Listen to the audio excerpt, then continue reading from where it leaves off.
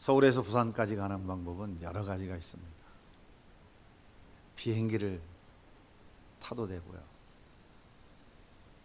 고속열차 KTX를 타도 되죠. 고속버스도 있을 것이고, 오토바이를 좋아하는 사람은 오토바이를 타고 갈 수도 있겠죠. 여러 가지 방법이 있습니다. 어떤 방법이 가장 빠르게 부산까지 갈 수 있을까요? 헬리콥터가 제일 빠를까요?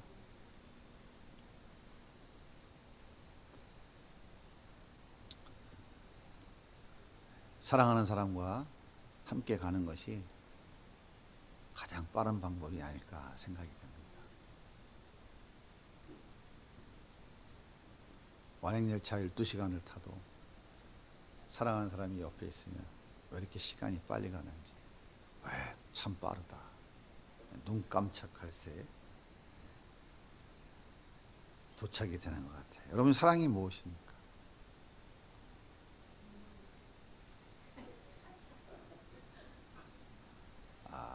맞습니다. 정답인 것 같습니다. 명언이에요. 제가 성경에 보니까 마태복음 29장 5절에 나오더라고요. 사랑은 눈물의 씨앗이라. 빨리 펴서 보세요. 환경과 조건을 초월해서 서로의 마음이 하나가 되는 것이다 라고 생각이 돼요. 사랑을 여러 가지로 표현할 수 있겠지만, 사랑은 두 사람의 마음이 일단 하나가 되는 것이라고 생각해요. 마음이 하나가 되면 생각이 같아지고요. 삶의 목적과 방향과 비전이 같아지죠. 눈빛만 봐도 서로의 생각을 읽을 수 있게 돼요. 이렇게 마음이 하나가 된 두 사람은 필연적으로 몸도 하나가 되어야 합니다. 그래서 결혼이라고 하는 방법을 통해서 하나가 되어지는, 묶어지는 그런 결과를 만들어내죠. 이렇게 두 사람의 몸과 마음이 하나로 묶어질 때 평안, 행복, 이런 단어들이 실제가 되어집니다. 아담과 하와가 하나님과 하나일 때 행복했습니다.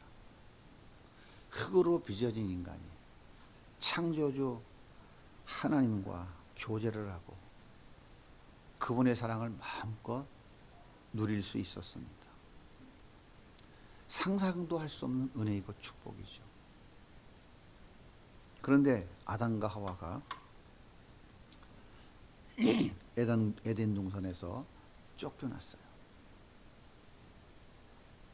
하나님과의 관계가 분리되었습니다. 그 이유가 뭘까요?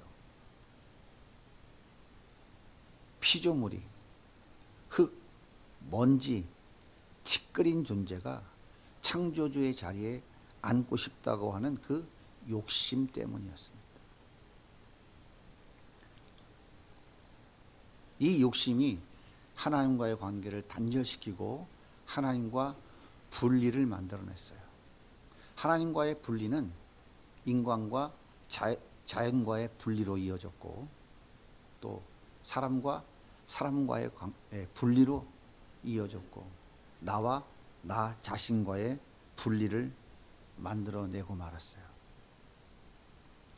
평안과 행복의 자리에 고통과 아픔, 두려움이 가득 차고 말았습니다. 우리 인간의 모든 문제가 바로 하나님과의 분리에서부터 시작되는 것이죠. 부모가 왜 분리될까요? 자기 욕심 때문입니다. 그 고통은 자녀의 몫이 됩니다. 동업자가 왜 운수가 될까요? 자기 욕심 때문에 그래요.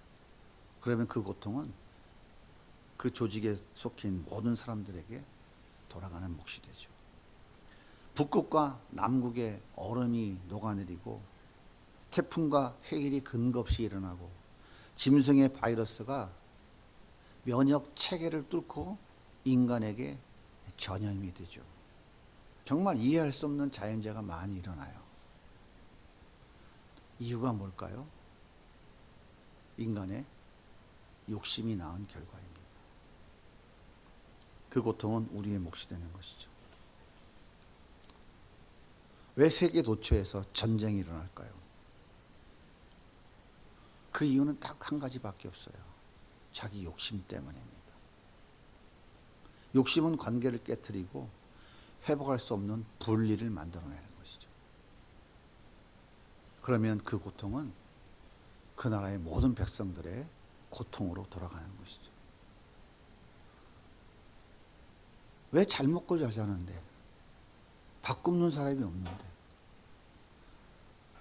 왜 우리 사회에 우울증, 조울증, 강박증, 공황장애, 불면증, 자폐, 마약 중독, 도박 중독, 셀 수 없이 많은 정신질환이 생겨날까요?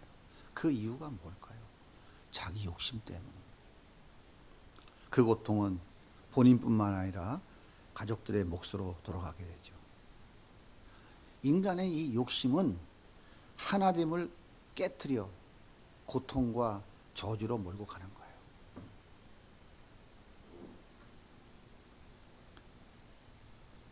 예수님이 이 땅에 오신 목적은 이 분리를 다시 하나로 묶어서 연합하셔서 한 묶음 되게 하시기 위해서 예수님이 이 땅에 오신 것입니다.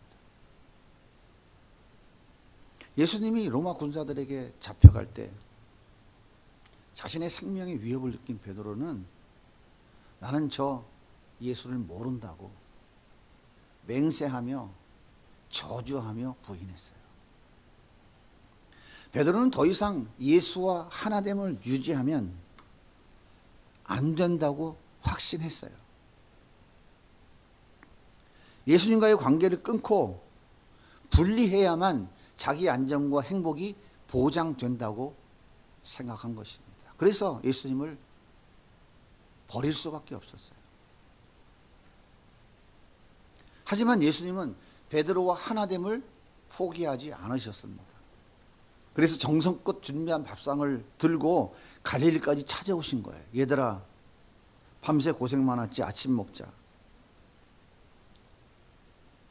예수님의 사랑에 꿀 먹은 벙어리가 된 죄자들은 고개를 푹 숙이고 밥상 앞에서 아무 말도 하지 못하고 있었던 것이에요. 이 못된 놈들아, 배신자들아, 3년 동안 생사고락을 같이 했는데 너희들이 이럴 수가 있어? 베드로, 너는 죽는 자리까지 함께 가겠다면서. 그런데 그럴 수가 있어? 나더러 뭐 이단의 괴수라고, 이 나쁜 놈들아. 예수님은 책망하거나 책임을 전혀 묻지 않으셨습니다. 여러분 생각해 보세요. 어떤 사람하고 같이 밥 먹습니까? 왼수랑 같이 밥 드시는 분 있으면 손 좀 들어보실래요? 네? 쳐다만 봐도 토가 나오는 사람이 밥상을 차려오면 같이 먹습니까? 가장 사랑하는 사람, 아니면 이 사람하고는 계속 더 깊은 관계를 유지해야 되겠다라고 생각하는 그 대상과 같이 밥을 먹는 것이죠. 나와 마음이 하나로 묶여진 사람하고 우리는 밥 먹는 것을 좋아합니다. 제자들은 자기 욕심 때문에 예수님과 하나로 묶였던 마음을 스스로 끊어버렸어요. 하지만 예수님은 정성껏 준비한 밥상을 그들 앞에 차려주면서 난 너희와 여전히 한 마음이야. 내 마음은 너희들과 분리되지 않았어. 확인시켜 주신 것입니다. 그리고 베드로에게 물어요. 베드로야, 너 나 사랑하지? 너 나 사랑하는 거 맞지?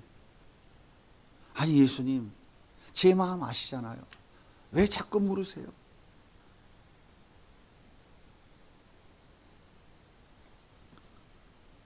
예수님께서 베드로에게 그러면 너 내 양을 먹여라, 내 양을 치라 3번 말씀하셨습니다. 무슨 말입니까? 내가 너를 어떻게 사랑했는지, 내가 너를 어떻게 사랑했는지, 내가 너에게 베풀어준 그 사랑을 내가 너에게 맡겨준 사람들에게도 가서 전해라 라고 하시는 거예요. 다시 말하면은 3년 전 약속한 대로 고기 잡는 어부가 아니라 사람 낚는 어부의 삶을 다시 시작해라 라고 말씀하고 있는 거예요. 그리고 나서 오늘 말씀 18절에 이렇게 말씀하십니다. 다 같이 한번 읽어볼까요? 내가 진실로 진실로 내게 이르노니 내가 젊어서는 스스로 띠띠고 원하는 곳으로 다녔거니와 늙어서는 내 팔을 벌리니 남이 내게 띠띠우고 원하지 않은 곳으로 데려가리라. 무슨 말입니까? 너 지금까지 너 스스로 원하는 대로 네 마음대로 다녔잖아. 너 나 따라오면 무병장수, 만사형통, 부귀영화 누릴 거라고 생각하고 따라왔잖아. 근데 그거 아닌 것 같으니까 배와 금을 버리고 너 가버렸지? 근데 너 앞으로는 그렇게 못 살아. 네가 원하는 대로 못 살아. 남이 내게 띠를 띄우고 네가 원하지 않는 곳으로 데리고 갈 거야. 이렇게 말씀하고 있는 것이죠. 그러면 베드로가 자기 의지대로 못 다니도록 묶어버리는 띠가 무엇입니까? 그 띠가 뭐예요? 그 띠가 바로 예수님의 사랑의 띠인 거예요. 그럼 그 띠를 누가 묶겠다고 그러는 겁니까 지금? 예수님이 묶겠다고 그러는 거예요. 그러면 베드로가 원하지 않는 곳으로 베드로를 데리고 가시겠다라고 말씀하시는 그 남이 누구입니까? 그분이 바로 예수님을 얘기하는 거예요. 예수님이 사랑의 띠로 묶어서 예수님이 가는 곳에 베드로도 함께 데리고 가시겠다는 거예요.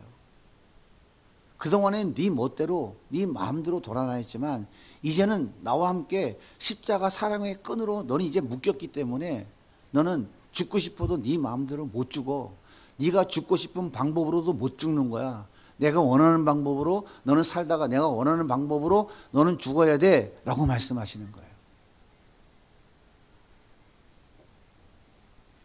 예수님은 베드로를 자기 몸에 묶었어요. 십자가 사랑의 끈으로 꽁꽁 묶었습니다. 마음도 묶고 몸도 묶었어요. 영원히 분리되지 않도록 묶었습니다. 예수님은 이제 어디로 가든지 베드로와 함께 가고 베드로가 죽는 자리에 함께 가실 것을 다짐하고 있는 거예요. 그리고 나서 예수님은 베드로에게 다시 강력하게 말씀하십니다. 너는 나를 따르라. 따라올래가 아니에요. 넌 나를 따르라 하고 강력하게 말씀하십니다. 오늘 말씀 19절을 같이 또 읽어볼까요? 이 말씀을 하시면 베드로가 어떠한 죽음으로 하나님께 영광을 돌릴 것을 가리키심이라. 이 말씀을 하시고 베드로에게 이르시되 나를 따르라. 따르라 명령입니다. 따라와도 좋고 안 따라와도 좋고가 아닙니다. 나를 따라오라. 사람 낚는 어부가 되게 해줄게. 안 따라가도 돼요. 사람 낚는 어부가 되고 싶지 않으니까. 이제는 아니에요. 부활하신 예수님께서 그를 다시 찾아오셔서 그들에게 내가 너희들을 얼마나 사랑하는지를 보여주셨어요. 그들이 인정했어요. 그래서 이제 그 사랑의 끈으로 다시 꽁꽁 묶었어요. 그리고 나서 말씀하시는 거예요. 너는 나를 따라와라. 사람 낚는 어부가 되게 해줄게. 될 수도 있고 안 될 수도 있어요. 그게 아니에요. 너는 나를 따르라. 단호하게 명령하신 것입니다. 예수님의 십자가 그 사랑의 끈으로 그 한없는 사랑의 끈으로 하나가 된 베드로는 이제 주님의 이 명령에 결단해야 됩니다. 주님을 따라갈 것인지 아니면 싫어요. 또다시 묶은 끈을 끊어버리고 다른 자기 갈 길로 갈 것인지 결단은 베드로의 몫입니다. 사랑하는 여러분, 주님은 우리가 살아온 지난 시간들 속에 수도 없이 찾아오셨어요. 우리가 싫다고 돌아서면 다시 찾아오시고 또 다시 찾아오셨어요. 찾아오실 때마다 사랑과 정성이 가득 담긴 그 따뜻한 밥상을 들고 오셨어요. 100번, 1000번 수없이 들고 찾아오신 거예요. 그리고 사랑하는 아들아, 내가 나를 사랑하느냐? 물으셨습니다. 수없이 물으셨어요. 언제까지 물었어요? 예, 그렇습니다라고 대답할 때까지 주님은 물어보셨던 거예요. 예, 주님이 저를 얼마나 사랑하는지 알고 있습니다. 주님, 제가 주님을 사랑합니다. 이렇게 고백할 때에 예수님은 사랑의 끈으로 둘이 하나 되도록 묶으신 거예요. 그래서 우리는 예수님의 그 사랑의 끈에 묶인 사람들입니다. 여러분은 예수님의 사랑의 끈에 묶이셨습니까? 예수님과 하나가 되셨습니까? 정말 진실로 그렇게 고백하십니까? 그렇다면 예수님께서 이 시간 여러분들에게도 우리에게도 동일하게 명령하고 계시는 거예요. 너는 나를 따르라. 동현아, 너는 나를 따르라. 가은아, 너는 나를 따르라. 박집사, 이집사, 너는 나를 따르라. 2000년 전 베드로에게 명령하셨던 그 명령은 오늘 우리에게도 동일한 명령이에요. 전제가 뭐라고요?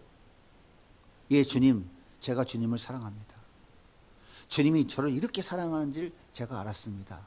그렇게 그 예수님을 믿음으로 영접하고 고백했다면 여러분은 예수님의 그 십자가 사랑의 끈으로 예수님과 함께 하나 되도록 묶인 사람들이에요. 이제 대답은 여러분이 하셔야 됩니다. 예수님을 따르시겠습니까? 아니면 거절하시겠습니까? 대답은 여러분이 하셔야 돼요. 우리 주님은 우리에게 어떤 물리적인 힘을 가해서 고백하도록 강제하시는 분이 아니에요. 예수님은 너무 철저하게 인격적이신 분이십니다. 여러분이 예수님을 거부하시면 주님은 이 시간 더 이상 말씀하지 않으세요. 성령님을 거부하시면 여러분 마음속에 성령의 음성은 이 순간 들리지 않습니다. 여러분이 하나님의 말씀을 들을 때 그걸 하나님의 말씀으로 인정하고 받아들이지 않으면 주님의 말씀은 여러분 귀에 전혀 들리지 않아요. 여러분의 귀를 닫아버리십니다. 더 이상 말씀으로 찾아오지 않으셔요. 하나도 하나님의 말씀이 들리지 않는데, 깨달아지지 않는데 너무나 많은 사람들이 교회 예배당에 앉아서 예배를 드리고 있어요. 그게 종교인인 거예요. 종교적 자기 만족을 위해서. 안타까운 일이죠. 어린아이와 같이 순수한 마음으로 자기의 마음을 열고 하나님의 말씀을 나의 말씀으로 받아들이면 놀라운 은혜가 임하고 놀라운 변화가 일어나고 예수님이 내 삶에 함께 하시는 역사를 그때부터 우리는 경험하게 되는 거예요. 예수님은 자기를 못 박아 죽인 그 악독한 무리들을 찾아가셨어요. 이때 혼자 가신 것이 아니라 사랑의 끈으로 묶인 스데반과 함께 갔어요. 스데반은 예수님을 따라갔습니다. 그리고 담대하게 외쳤어요. 여러분이 십자가에 못 박아 죽은 그 예수가 여러분이 기다리던 메시아 하나님의 아들입니다. 아브라함과 이삭과 야곱 그리고 다윗의 후손으로 이 땅에 보내주시겠다고 약속하신 구원자입니다. 그런데 여러분이 하나님의 아들을 때려 죽였습니다. 이제 회개하고 돌이켜야 됩니다. 스데반이 외치자 분노한 유대인들이 돌을 들고 던지기 시작했어요. 스데반은 머리가 깨지고 온몸이 피투성이가 되어 쓰러졌어요. 바로 이때에 하늘의 문이 열리고 예수님이 하나님 오른편에 서 계신 것이 보였어요. 스데반은 예수님을 보면서 무슨 생각을 했을까요? 돌은 날라와서 터지고 있어요. 처참하게 온몸이 다 지금 깨져서 피가 흐르고 있어요. 그런데 영의 눈이 열려서 하늘의 문이 열려서 예수님이 보이는 거예요. 무슨 생각을 했을까요? 무슨 생각을 했을까요? 안 아프게 해주세요. 그 얘기 했을까요? 예수님은 말없이 스데반을 바라보고 계셨을 때 그 눈빛으로 무엇을 말씀하고 있었을까요?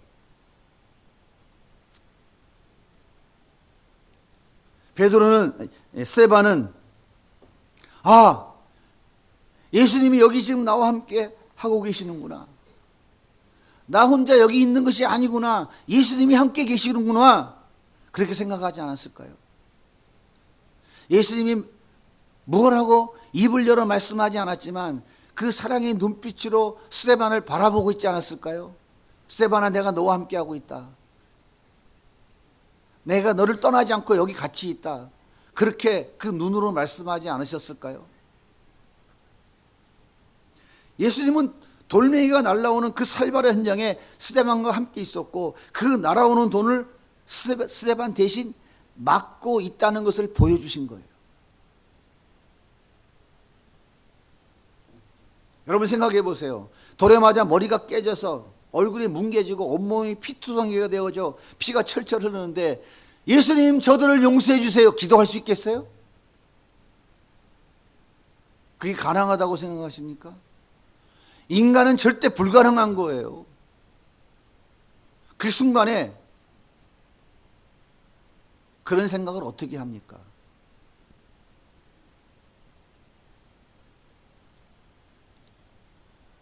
고속도로를 달리는데 조그만 승용차가 앞으로 확 끼어 들어오면 그 순간 주님 저 사람을 용서해 주세요. 이 생각이 나겠어요?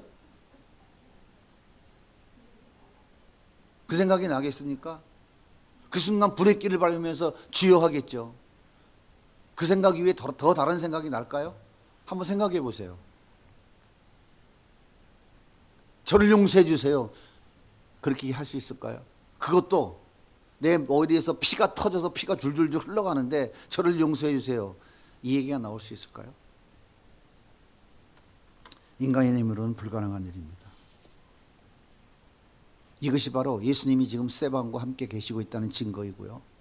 예수님이 스데반을 대신해서 그 돌덩이를 막고 계시다고 하는 증거예요.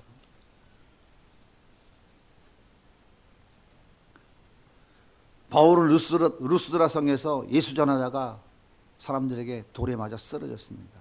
머리가 깨지고 온몸이 피투성이가 됐어요. 돌에 던진 사람들이 보니까 죽었어. 확인했어. 아, 죽었네. 갖다 버리자. 성 밖에 집어 던져버렸어요. 그런데 얼마 후에 다시 일어나서 툭툭 털고 성 안으로 다시 들어갔어요. 이게 가능한 일입니까? 바울은 예수 전하다가 40에 가늠하는 매, 40에 한 대 감하는 매 50번, 5번을 맞았어요. 율법에는 40대 이상 때리면 41대 때리면 안 된다고 그랬어요. 딱 40대까지만 때리도록 되어 있어요. 만약 한 대라도 더 때리면 대신 책임을 져야 됩니다. 그래서 혹시라도 실수할까 봐 39대까지만 딱 때리고 멈춘 거예요. 그래서 40에 하나 감하는 매라고 말하고 있는 거예요. 여러분 생각해 보세요. 곤장 40대 맞고 살 수 있을 것 같아요? 그것도 5번씩이나. 안 맞아봐서 모르겠죠. 저는 군대에서 빠따를 하도 많이 맞아봐가지고 죽지는 않았지만 충분히 이거는 40대 맞으면 죽는다고 하는 확신은 제가 가지고 있어요. 쇠파이프로 딱 2대 맞으면 사람 완전히 뻗어서 끝장납니다. 40대를 맞아요. 그것도 5번이나. 그리고 살아납니까? 인간의 힘으로 불가능합니다. 어떻게 돌에 던진 사람이 죽었다고 갖다 버렸는데 다시 성 안에 들어가 예수를 전할까요? 어떻게 40에 감한음에 5번 맞고 몽둥이로 마구잡이로 두들겨 패는 태장을 3번이나 맞고도 살아서 로마 가이사 앞에 가서 예수를 전할 수 있을까요?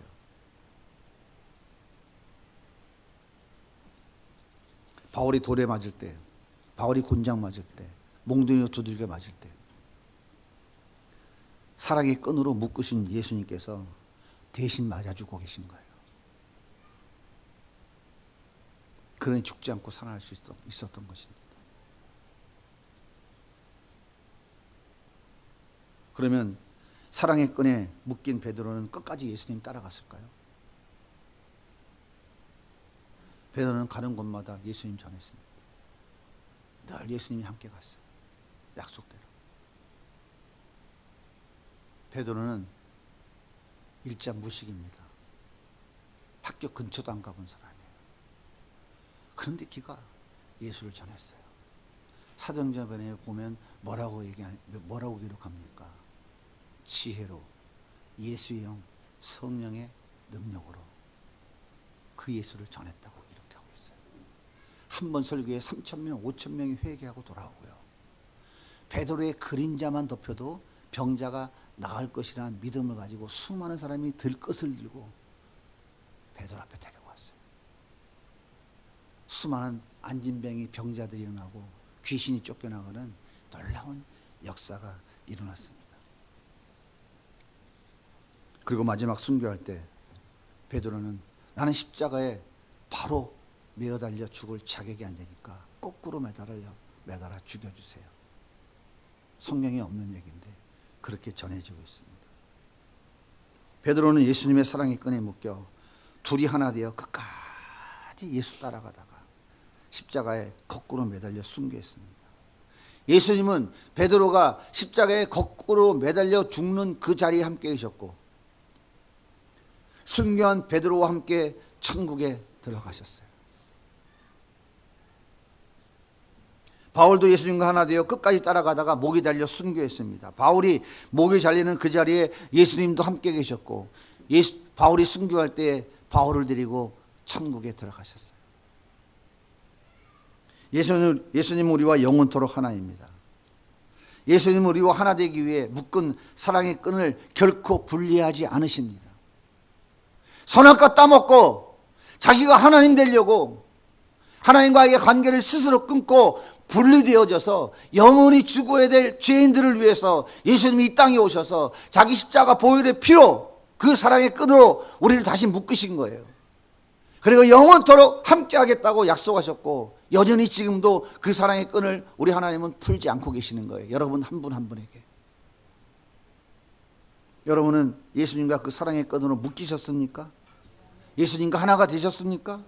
예수님 따라가세요? 말씀 따라가고 계세요? 말씀 따라가는 것이 예수님을 따라가는 거예요. 말씀이 가는 곳까지 가고 말씀이 서는 곳에 서면 됩니다. 그것이 아골골짝 빈들이라 할지라도 불속이고 물속이고 눈물 없이 갈 수 없는 고난과 좁은 길 십자가의 길이라도 나 혼자 가는 길이 아니라고요. 이것을 믿는 게 믿음이에요. 오늘 기도하면 아들이 서울대학 간다고 믿는 믿음은 자기 신념이지 그 믿음으로는 천국에 못 간다고요. 아들 서울대학 가서 판사 검사 되면 뭐 합니까? 그게 그렇게 중요해요?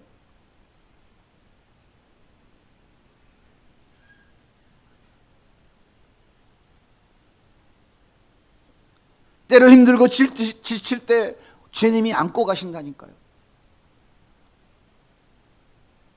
피곤하게 잠이 들면 주님이 업고 가신다고요.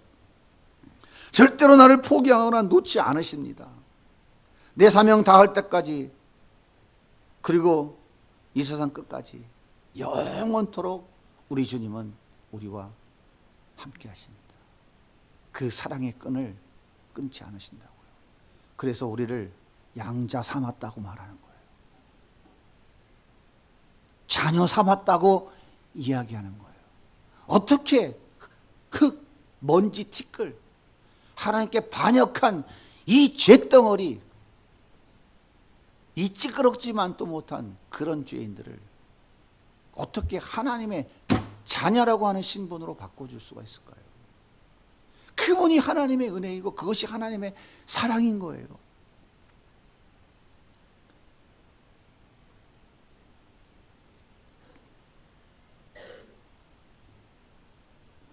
그런데 너무나 많은 사람들이 그 사랑의 끈을 풀어버려요. 끊어버려요. 그리고 돌아서요. 바울은 그런 사람을 향해서 빌립보서 이렇게 얘기해요. 십자가의 원수라고. 십자가의 원수라고. 십자가의 원수가 되지 말라고 말하는 거예요. 예수님의 그 십자가의 사랑의 끈으로 나를 묶었는데 하나 되게 했는데 이 세상 살아가는 동안 함께 하시겠다고 영원한 하나님 나라에 함께 데리고 가겠다고 그 사랑의 끈으로 묶었는데 너무나 끊기 쉬운 그 사랑 돌아서면 되고 분리해버리면 되고 하나님도 분리했는데 그까짓 거 돌아서면 되는 것이지. 너무 쉬우니까 돌아서는 거예요. 끊어버리는 거예요. 그리고 돌아서서 십자가의 은혜와 사랑을 모멸하고 멸시하고 천대하면서 우리 손가락질을 해요. 바울은 십자가의 원수와 같이 살지 말라고 하는 거예요. 왜 어떤 사람에게 하는 얘기입니까? 그 사랑의 끈에 묶였다가 싫다고 끊고 도망간 사람, 십자가의 사랑을 아는 사람이 돌아서면 원수가 되는 거예요. 평생 검은 머리 팥벌이 되도록 사랑하며 살자고 결혼한 사람들이 헤어지면 뭐가 되는 거예요? 두 번 다시 보고 싶지 않은 사람이 돼버리는 거예요. 뭘 모르는 거예요? 말로는 예수 믿고 구원받았다고 하지만, 예수를 알고 하나님을 안다고 하지만 그분의 사랑이 뭔지를 모르는 거예요. 예수님의 십자가의 사랑과 그 은혜를 모르는 거예요. 우리 주님은 우리와 하나 되어진, 그 한 묶음 되어진 그 사랑의 끈을 끊지 않으시고 우리에게 날마다 말씀하세요. 오늘은 아골골짝 빈들로 가고 싶다. 오늘은 아프리카로 가고 싶다. 오늘은 직장에 네가 싫어하는 그 인간 만나러 가고 싶다. 저 원수 같은 놈에게 예수 좀 전하러 가고 싶다. 나를 십자가에 못 박아 죽인 악한 무리에게 내가 오늘 가고 싶다. 주님, 난 거기 가고 싶지 않아요. 그건 못 가겠네요. 그걸 왜 가야 됩니까? 따지고 주저앉아 있으면 주님도 안 가십니다. 주님도 안 가세요. 그분은 너무 인격적인 분이기 때문에 안 가세요. 그냥 기다리십니다. 또.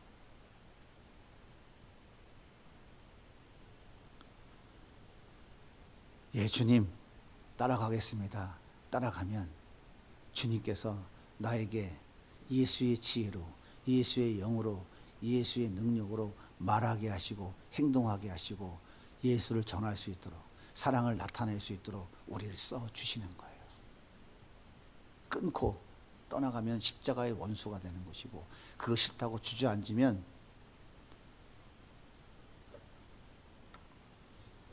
주님도 가만 계셔요. 가만 계신다고.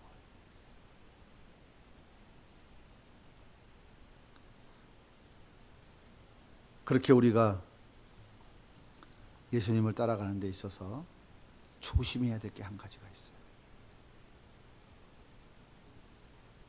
다시 말하자면 예수님을 따라가는 것을 실패하는 아주 중요한 원인을 예수님이 오늘 본문에 한 가지를 딱 얘기해 주고 있어요. 딱 한 가지. 베드로가 예수님께 물어봐요. 예수님, 그 예수님 품에 앉아서 예수님 팔자라고 물어봤던 저 인간, 쟤는 어떻게 됩니까? 그게 누굽니까? 요한이잖아요. 요한.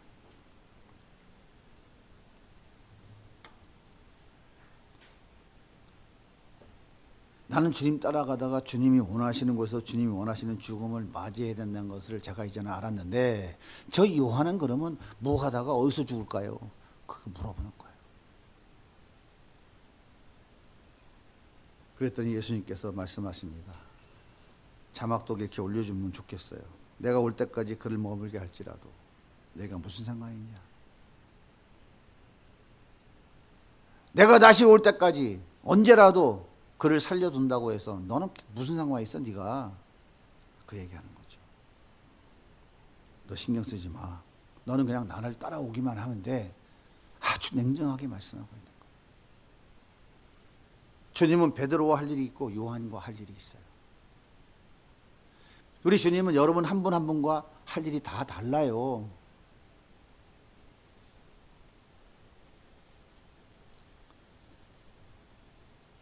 주님, 나는 일하자고 나 따라오라고 그러는데 저 사람은 뭐 시키려고 따라오라고 그래요?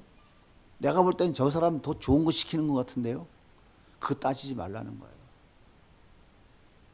이걸 다른 말로 얘기하면 비교하지 말라는 거예요. 비교하지 말라. 네. 비교하지 말라는 거예요.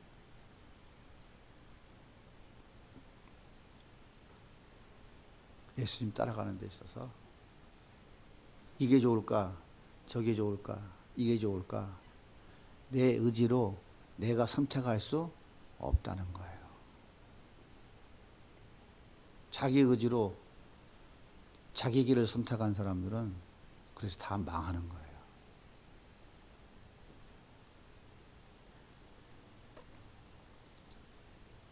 주님, 성가대로 가고 싶은데 왜 주방으로 가라고 하십니까? 아이, 더러워서 못해 먹겠네. 그렇게 나온다니까요. 안 보셨어요? 지금까지 살아오면서? 주님, 장로 자리, 권사 자리, 높은 자리 왜 안 줍니까? 내가 저 사람만 못합니까? 주님, 내가 하고 싶은 일이 이 일인데 왜 이 일 안 시켜줍니까? 내가 뭐 능력이 부족합니까? 왜 난 못한다고 합니까? 난 왜 안 시켜주세요? 주님이 넌 그거 말고 이 일을 하고 내가 넌 그 일 말고 난 너랑 이 일을 하고 싶다니까. 누가 결정하는 거야? 누가 결정해야 돼요? 베드로가 결정해야 돼요? 예수님이 결정해야 돼요? 여러분들은 여러분이 결정하십니까? 주님이 결정하시면 따라가십니까? 여러분의 결정이 맞아요? 주님의 결정이 맞은 것 같아요? 왜 우리에게 다음 세대 섬기는 일을 시킵니까? 돈 많고 사람 많은 교회도 많은데 하필이면 왜 우리입니까? 왜 내 자식은 서울 상대 보내고 나보다 못한, 난 대기업 다니고 쟤는 중소기업 다니는데 저 집 자식은 어떻게 서울대학 갑니까? 신림동. 너무하는 거 아닙니까? 여러분, 비교하는 마음은 어디서 출발할까요? 비교하는 마음은 어디서 출발할까요? 그게 바로 욕심이에요. 욕심이라고요. 바울은 탐욕이라고 표현합니다. 탐욕, 욕심이에요. 욕심이 잉태한 즉 죄를 낳고 죄가 장성한 즉 사망을 낳는 거예요. 우리가 주님을 온전히 따라가지 못하고 때로 넘어지고 실패한 이유는 다른 것이 아니라 비교하는 마음 때문에 그래요. 내가 좋은 건 내가 선택하겠다고 하기 때문에 그런 거예요. 쓰레기 맛도 못한 죄인을 예수님이 일방적으로 선택해서 사랑하셔서 사랑의 끈으로 묶으셨는데, 그리고 같이 가자는데, 아니 거기다 또 대고서는 내가 원하는 것, 내가 선택한 것 가자고 그러니까 되겠어요, 안 되겠어요? 될 것 같아요, 안 될 것 같아요? 여러분이 하나님이라도 한번 생각해 보세요. 어떠실 것 같아요? 그게 사랑스러우실 것 같아요? 아니면 주님이 서운하실 것 같아요?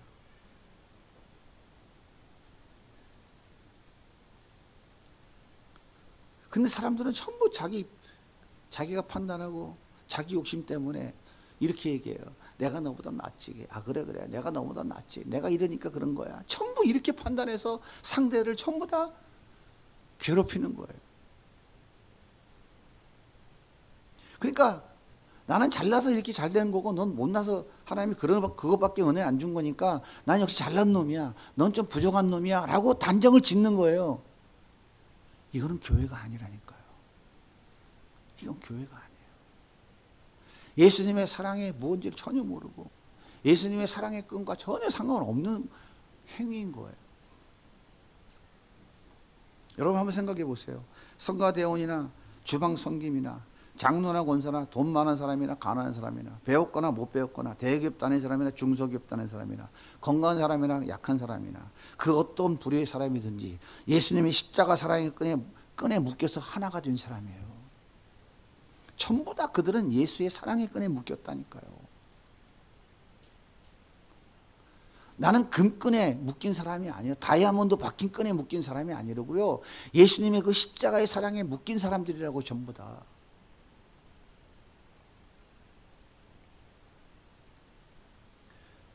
구별도 없고 차별도 없어요. 모두가 예수님과 하나입니다. 어떤 사람은 팔로 쓰고 어떤 사람은 손으로 쓰고 어떤 사람은 다리로 쓰고 어떤 사람은 코로 어떤 사람은 귀로 각자 위치에 맡겨주신 일이 다른 것뿐이지 다 주님의 몸에 붙어있는 다 주님의 그 사랑의 끈에 하나로 묶여있는 지체들이라고요. 그러니까 내가 스스로 비교하고 판단해서 내가 원하는 것 주님이 따라오라고 하세요. 내가 싫은 것 따라오라고 하지 마세요.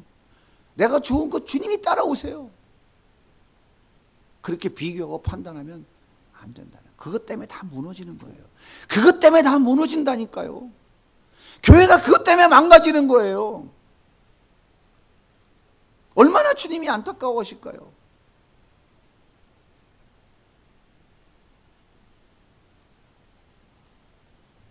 다 차별이 없는데 한 가지 다른 것이 있어요.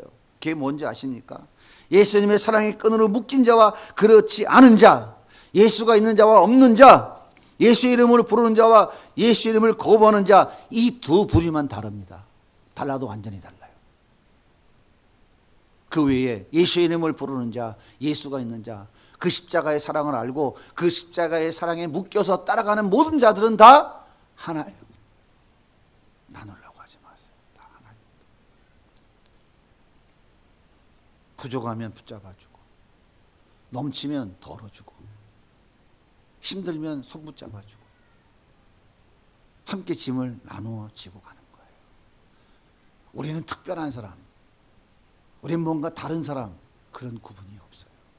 그것은 교회를 망가뜨리는 것이고 공동체를 회파하는 것이고 예수 그리스도의 사랑의 끈을 끊는 십자가의 원수가 되는 거예요.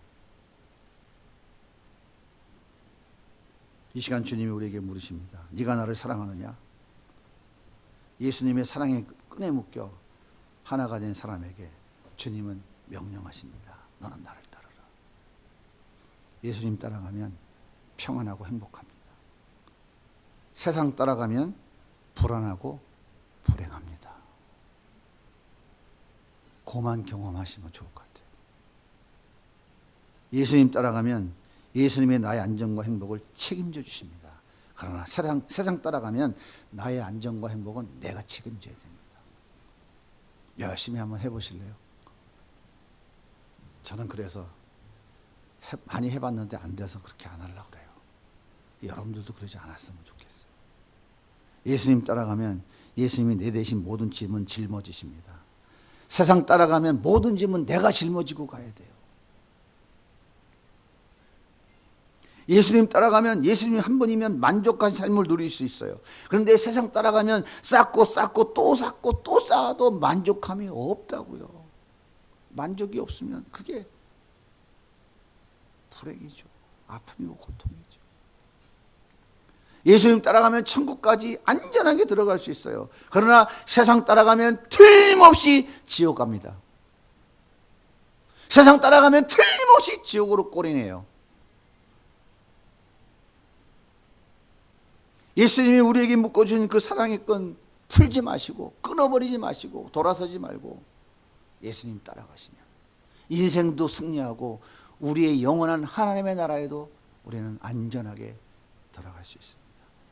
예수님 사랑의 끈에 단단하게 묶여서 예수님만 따라가는 행복한 우리 성도님들 다 되시기를 예수님의 이름으로 축복합니다.